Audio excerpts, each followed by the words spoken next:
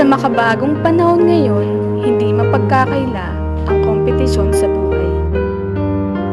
Maging sa pag-aaral o pagtatrabaho man.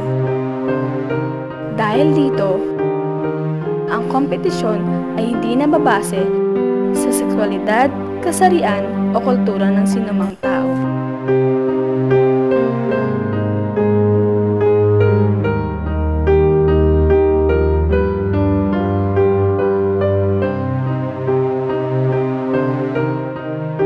Ang tawag dito ay gender sensitivity.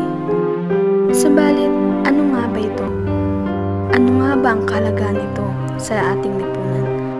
At alam ba ito ng mga pangkaraniwang tao sa lipunan? Hindi kaya trabaho ng babae. Pero sa akin, kaya kaya. Inalam namin ng totoo